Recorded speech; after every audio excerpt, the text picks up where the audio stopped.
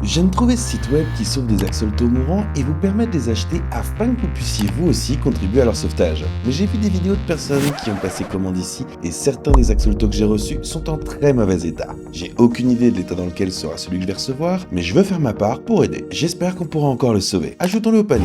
Et bien sûr, j'ai payé un supplément pour une livraison en un jour, afin que cet axolotl ne passe pas plus de temps dans cette boîte. J'espère vraiment que cet axolotl va bien. Il y a des blocs réfrigérants et c'est bon signe. Il est bien emballé et maintenant, place au moment de vérité. Voyons cet axolotl. L'axolotl était vivant, alors je l'ai rapidement transféré dans cet aquarium temporaire pour pouvoir mieux l'observer.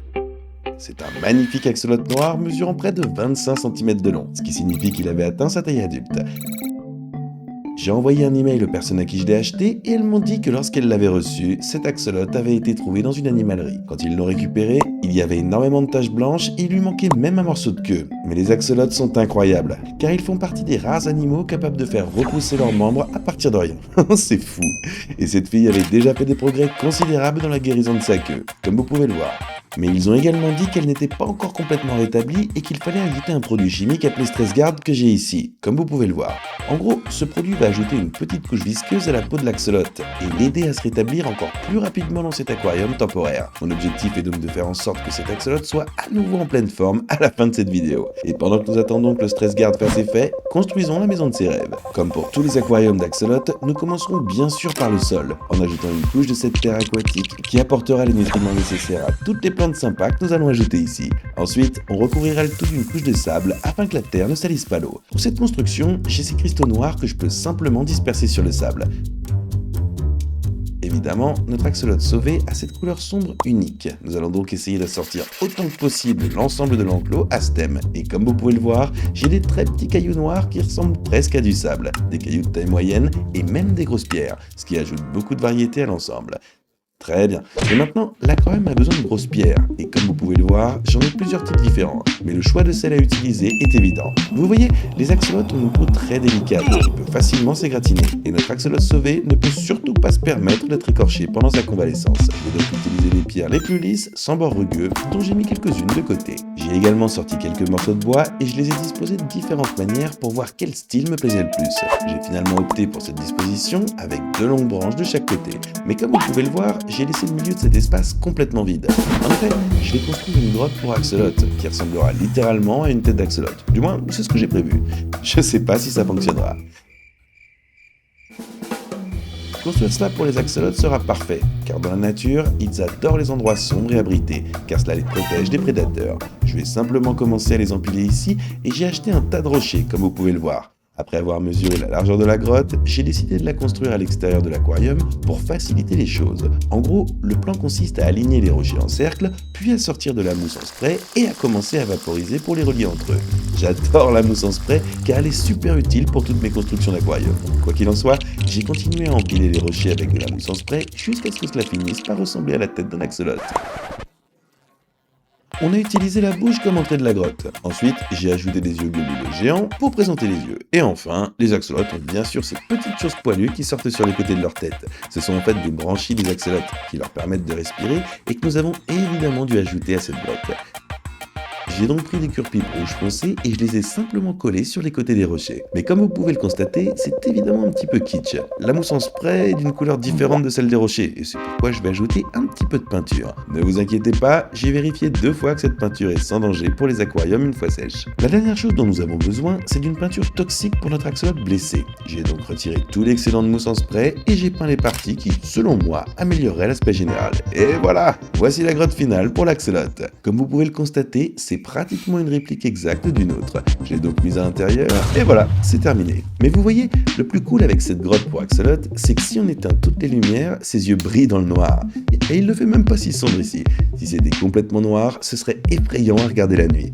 Je vais pas mentir. Quoi qu'il en soit, avant la suite de la construction, vous vous demanderez probablement comment va l'axolotl. Eh bien, elle va très bien. Cela fait environ 8 heures que je l'ai mise ici et on peut dire qu'elle était beaucoup plus active grâce à cette protection contre le stress.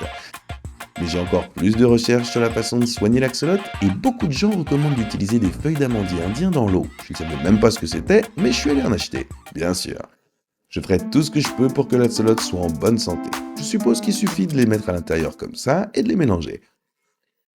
On voit immédiatement que les feuilles forment une petite couverture au-dessus de lui, ce qui l'aide probablement à se sentir plus en sécurité. Mais elle commence aussi à rendre le trouble un peu comme du thé. En gros, c'est parce que les feuilles répandent dans l'eau une substance appelée tanin, qui est un produit naturel qui aide la peau de l'axolote à être encore plus saine. Super! Et si vous ne le saviez pas déjà, les axolotes n'ont littéralement pas besoin de surface terrestre dans leur aquarium. Ce que je sais bien sûr, parce que dans le nouveau cahier d'activité TerraGrind, il y a une page entière consacrée aux axolotes où cela est indiqué. Et il y a même une petite activité au bas de la page. Donc si vous aimez ma chaîne et que vous voulez en savoir plus sur la nature et avoir des tonnes d'activités amusantes, n'hésitez pas à jeter un coup d'œil à ce livre, et les personnes qui l'ont déjà acheté l'ont adoré. Merci beaucoup à tous pour votre soutien. Pendant que cela fait son effet, la prochaine étape pour l'aquarium est la décoration do it yourself. Et cette fois-ci, j'ai un très bon plan pour en créer des tonnes d'uniques. Et la première n'est pas une décoration, mais c'est cette chose. Il s'agit d'un générateur de bulles d'air circulaire qui devrait oxygéner tout l'aquarium. J'allais simplement le mettre à l'intérieur, mais je vais pas vous mentir, je voulais voir à quoi ça ressemblait en action avant de remplir l'aquarium. Je l'ai donc mise dans celui-ci qui est temporaire. Oh ouais, regardez ces bulles. Je sais pas pourquoi, mais chaque fois que j'en mets dans mes aquariums, ça m'excite.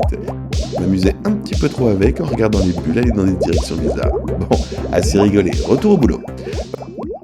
Passons à la prochaine décoration do it yourself.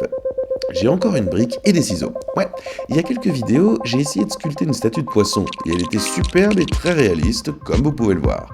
L'un d'entre vous a commenté en disant que je devrais faire une statue d'axolote. Alors voyons comment ça se passe. Tout d'abord, j'ai esquissé ce à quoi ça devait ressembler, et cette fois-ci, j'ai sorti un kit de sculpture professionnelle. Et ouais, je sais pas à quoi servent tous ces outils, mais je me suis immédiatement mis au boulot. Une fois de plus, j'ai refusé de regarder un tutoriel sur la manière de procéder correctement, et cela s'est peut-être reflété dans la qualité de mon travail, car cette pierre était beaucoup plus difficile à sculpter que la précédente. Et même ça, c'est super accéléré. Si vous voyez à quel point j'avançais lentement, vous comprendriez probablement à quel point c'était pénible. J'ai donc décidé d'arrêter là. Bon, regardez ça. Comme vous pouvez le voir, c'est absolument, c'est vraiment bien. Ça pourrait facilement trouver sa place dans un musée à côté des grandes œuvres d'art. En fait, je plaisante, on dirait que le plus stupide des hommes des cavernes a essayé de dessiner un lézard sur la paroi de sa grotte. C'est pas vraiment réussi. Mais c'était hyper amusant à construire, alors je vais juste le poser là. Et si vous trouvez que mes sculptures sont superbes, n'hésitez pas à laisser un commentaire pour me dire ce que je devrais construire ensuite. Je vais peut-être en essayer un autre, mais je sais pas si ça va bien se passer. J'ai aussi ajouté des yeux mobiles parce que, bien sûr, tout a besoin d'yeux mobiles pour être beau. Pour la dernière étape de bricolage, je vais créer une plaque personnalisée que j'ai ici, et je vais l'accrocher juste au-dessus de l'aquarium pour toujours savoir ce qu'il y a à l'intérieur. Ne vous inquiétez pas, je ne vais pas reproduire la mauvaise qualité de la statue. Cette fois-ci, je vais vraiment prendre mon temps pour suivre les contours de cette image. Pour réaliser le dessin sur la plaque, j'ai d'abord dessiné le motif au crayon, et si je trouvais qu'une partie n'était pas réussie, je l'effaçais et la redessinais. À la fin, le contour était assez similaire à celui de mon téléphone. Je sais que vous le voyez à peine, donc pour le graver sur la plaque, j'ai dû utiliser cet outil pour brûler le bois. En gros, l'extrémité de ce stylo atteint une température extrêmement élevée et brûle littéralement le motif dans le bois. C'est un petit peu comme ce que j'ai fait dans ma vidéo sur le camouflage de Mantis lorsque j'ai noirci les bâtons, mais en beaucoup plus contrôlé, et ça m'a pas pris trop de temps pour terminer. J'ai même écrit le nom que j'allais donner à l'axolote en haut de la boîte. Ouais, je vais le nommer Blax the Axolot, avec beaucoup de parenthèses car évidemment, c'est un axolote noir. Et je trouve que ce nom lui va bien. Ça rime avec Blax the Axe. Bon, accrochons ça. Je suis allé l'accrocher au-dessus de l'aquarium et maintenant nous pouvons nous concentrer sur la dernière étape pour rendre cet aquarium à nouveau beau, à savoir ajouter des plantes. J'aimerais beaucoup que les plantes ici soient sorties au thème noir, mais malheureusement, les plantes noires sont des plantes mortes. Je vais donc devoir m'en tenir à des plantes bleues à l'ancienne. Je veux dire, des plantes vertes. Il n'existe pas de plantes bleues. Vous connaissez déjà la chanson. Je suis allé chez Petco et j'ai pratiquement acheté tout leur stock. Au fait, désolé pour ceux qui auront besoin d'acheter mes plantes après ma visite. J'achète toujours toutes les meilleures. Maintenant, pour une raison quelconque, j'ai oublié d'appuyer sur le bouton d'enregistrement de ma caméra pendant le processus de plantation. Mais imaginez simplement à quoi ça ressemblait.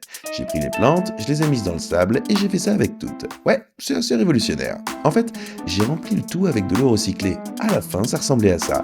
Et en fait, tout ce qui figure sur cette liste est maintenant terminé. Ce qui signifie qu'il est temps de faire entrer l'axolote à l'intérieur et de faire plein d'autres choses amusantes avec lui après sa blessure.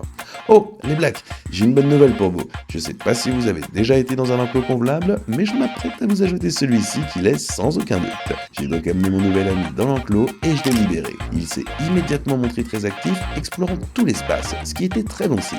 Mais je vais évidemment faire plus que simplement observer ce petit bonhomme. J'ai plein de choses amusantes que je vais tester avec lui et très rapidement. La première, c'est la nourriture. Testons 3 sources de nourriture différentes en commençant par celle-ci. Ce sont des vers de vase lyophilisés. Ouais, laissez-moi les déballer. L'objectif est de voir à quelle vitesse Blax mange chaque source de nourriture afin de déterminer celle qu'elle préfère. Avec ses vers de vase, elle s'est montrée très intéressée, car après une seconde, elle les a vus et a essayé de les attraper, mais elle les a manqués. Elle a donc fait une autre tentative pour les manger et a encore échoué. Mais finalement, elle a réussi à attraper le reste du verre. Et boum, ça a pris que 10 secondes. Ouais, et elle a l'air si mignonne et heureuse après avoir mangé ça. Il a mangé cela assez rapidement, mais j'ai l'impression qu'il va manger cela encore plus vite. Ce sont essentiellement des véritables vers de terre. Ouais, voyons combien de temps celle-ci va mettre.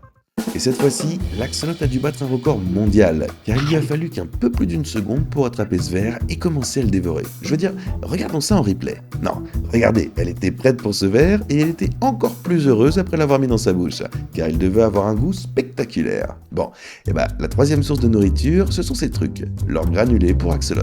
J'ai l'impression qu'il va pas les manger aussi vite que ce ver. Ça a littéralement pris moins d'une seconde, mais essayons. Cette fois-ci, disons simplement que l'axolot n'était pas très intéressé, car il a fallu plusieurs secondes avant qu'il ne fasse quoi que ce soit. Mais elle a fini par mettre son nez tout près de la boulette pour comprendre ce qu'elle avait devant elle. Vous voyez, les axolotes ont une très mauvaise vue, et il se fient donc généralement à leur nez pour repérer les choses. Après avoir reniflé la boulette très attentivement, elle a fini par en prendre une bouchée, l'a goûté dans sa bouche pendant une seconde, puis l'a finalement recraché. Bon, je suppose qu'elle aime pas les granulés. C'est bon à savoir. Je sais maintenant que je dois m'en tenir au verre. Environ 10 minutes plus tard, j'ai remarqué que Blax s'était introduite dans la grotte axélotique que j'avais construite pour elle. On dirait qu'elle allait juste se détendre un petit peu ici. Je suis content qu'elle l'apprécie et l'utilise. La dernière chose que je vais tester avec l'axolot qui se trouve actuellement dans la grotte, c'est une GoPro. Ouais, j'ai une GoPro que je vais mettre sous l'eau et avec laquelle je vais faire des choses hyper amusantes. Très bien, cliquez sur enregistrer et passons cette caméra, baby. Non, je suis pas coincé sous l'eau.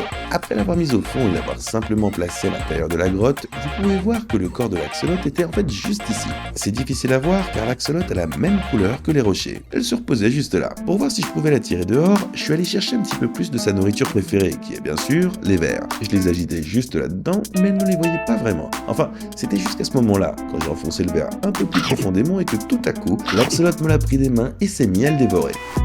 On dirait que Blax ne laisse jamais passer une occasion de manger un bon ver juteux. Et elle ne me laissait pas le reprendre, alors j'ai décidé de lui laisser. Quoi qu'il en soit, la dernière chose sur ma liste est de déplacer l'aquarium dans une autre pièce. Ouais les amis, je reçois tellement de commentaires de votre part me demandant ce que je fais de mes animaux après les vidéos, et bah la réponse c'est que pour beaucoup des plus cool, comme mon dragon barbu par exemple, et mon caméléon, je les garde simplement dans des endroits aléatoires de la maison. Ouais, t'es un gentil petit gars Switch, et un si gentil petit gars. Avec toutes mes vidéos, il est difficile de garder tous les animaux. Je finis donc par en donner beaucoup, et j'ai donc plus tous les animaux. Mais à partir de Blax the Axolot, je vais garder tous les animaux de mes vidéos. Je les installerai tous dans cette pièce. Dans la prochaine vidéo, il y aura Mister Préhistorique, Switch, et j'ajouterai aussi quelques autres animaux. N'oubliez pas de vous abonner pour voir la pièce prendre forme. Et n'oubliez pas non plus de jeter un œil au cahier d'activité Terra Green. Nous avons passé beaucoup de temps à le créer, et tous ceux qui l'ont acheté en sont très satisfaits. Alors n'hésitez pas à le découvrir. Merci beaucoup d'avoir regardé la vidéo. Nous avons sauvé cet axolot, et c'est parti mon petit.